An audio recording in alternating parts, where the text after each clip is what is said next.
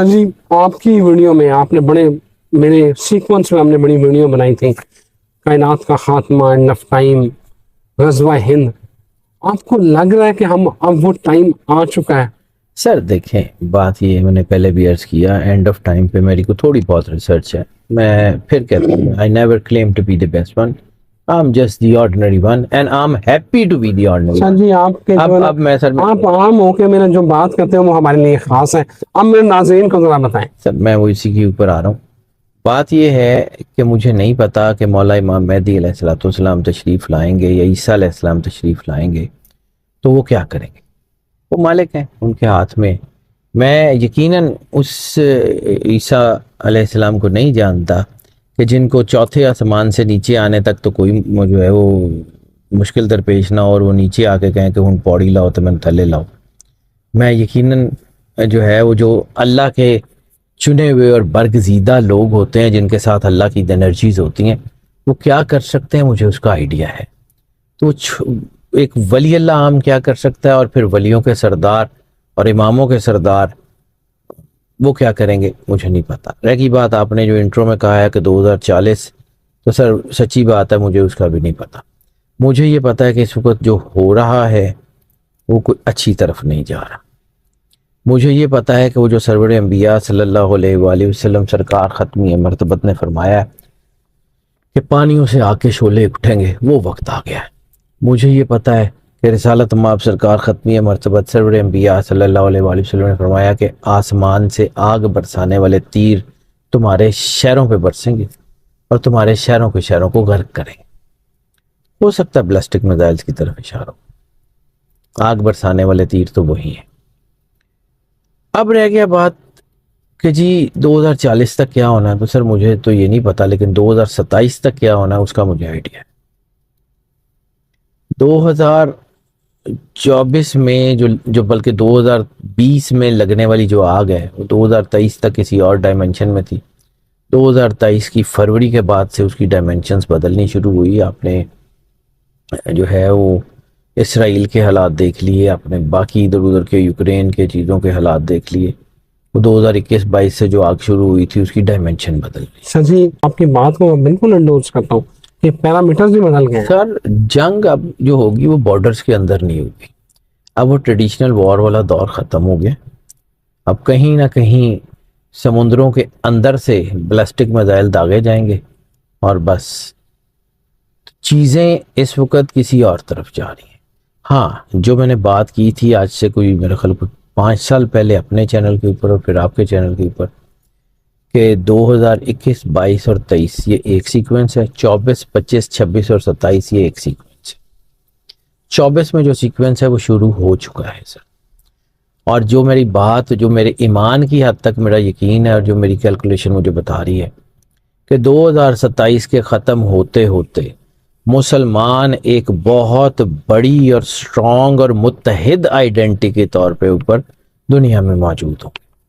مسلمانوں کے آپس کے بہت سارے مسائل ختم ہو جائیں گے اور مسلمان ایک یونائٹڈ پاور کے طور کے اوپر دنیا میں اپنا آپ منوانے میں کافی حد تک کامیاب ہو جائیں گے. وہ جس ایشیا کی صدی کا ذکر سخی سلطان بہو نے کیا ہے، وہ جس ایشیا کی صدی کا ذکر جو ہے وہ مختلف اولیاء کی کتابوں میں ملتا ہے، وہ ہو کے رہنا ہے.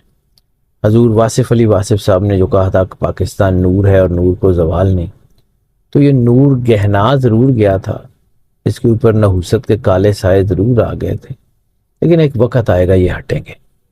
صوفی برکت علی لدھیانوی رحمۃ اللہ علیہ بہت بڑے سینٹ ہیں، اور جو انہوں نے کہہ دیا وہ یقیناً حق ہے اور انہوں نے ہو کے رہنا ہے. پاکستان کی ہاں میں دنیا کی ہاں، پاکستان کی نہ میں دنیا کی نہ ہوگی. اقوام عالم کے فیصلے یہاں ہوا کریں گے. وہ وقت آ گیا ہے. میں بار بار بات کرتا ہوں، دیکھیں میں نے پہلے بھی عرض کیا کہ میرے ٹو ایریز ہیومن غلطی ہو سکتی ہے، لیکن میں اتنا بھی شاید پاگل نہیں ہوں کہ میں بار بار اگر گوادر کر رہا ہوں یا گلگت بلتستان کا نام لے رہا ہوں تو وہاں سب سکون اور راوی چین اور امن لکھ رہا ہو اور میں بار بار کہتا رہا ہوں. شیر آیا والی کہانی میں نے بھی سنی.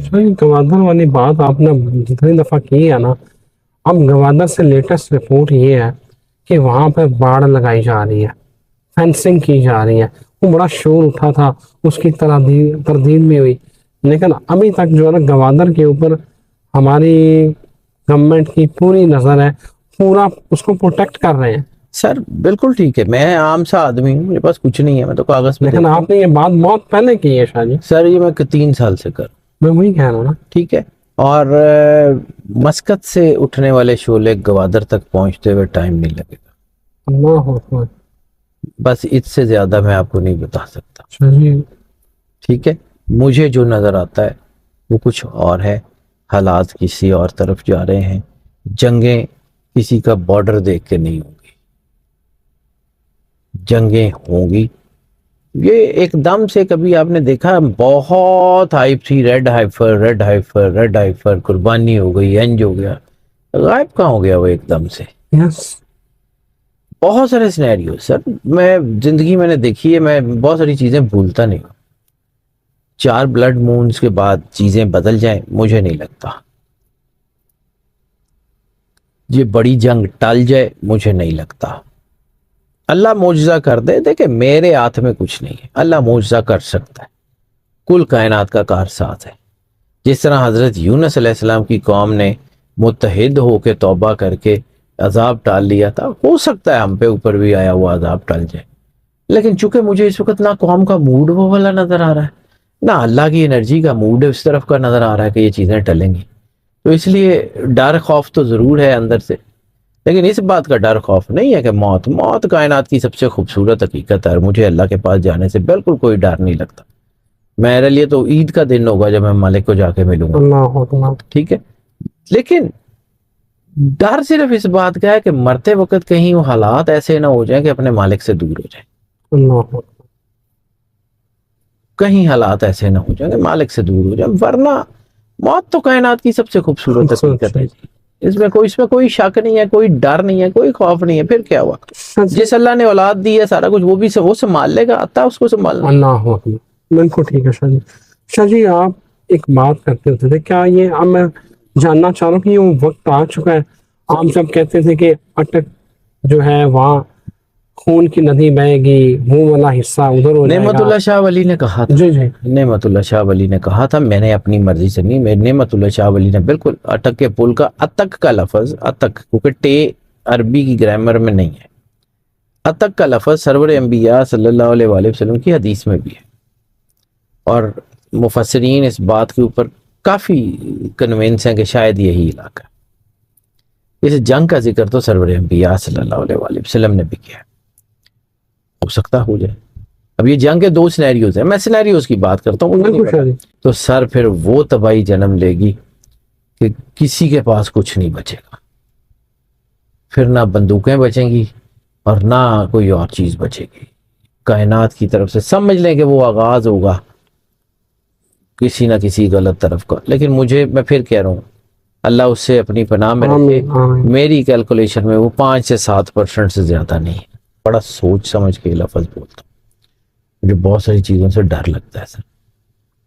یہ وطن میرا ہے، میرے ماں باپ نے، میرے خاندان نے اس ملک کے لیے بڑی قربانیاں دی ہیں. ہمارے خاندان کی لاشیں ہیں اس پاکستان کی قربانیاں میں. ٹھیک ہے. میرے بزرگوں نے بہت قربانیاں دی ہوئی ہیں. ہمارے خون میں، ہمیں پیدا ہونے کے بعد، اسلام کے بعد جو پہلی کتاب پڑھائی جاتی ہے نا، وہ حب الوطنی کی پڑھائی جاتی ہے. رسالت مآب کی حدیث میں بھی ایک ہے. ٹھیک ہے ملت اسلامیہ کا کوئی وطن نہیں، ٹھیک ہے اس میں کوئی شک نہیں، لیکن سرور انبیاء کی حدیث میں ایک جگہ حریت کے ضمن میں جو ہے وہ حب الوطنی کا ذکر ہے کہ اپنے وطن سے محبت جو حریت کی نشانی ہے. تو سر اپنے وطن کو تو نہیں چھوڑ سکتے. بے شک.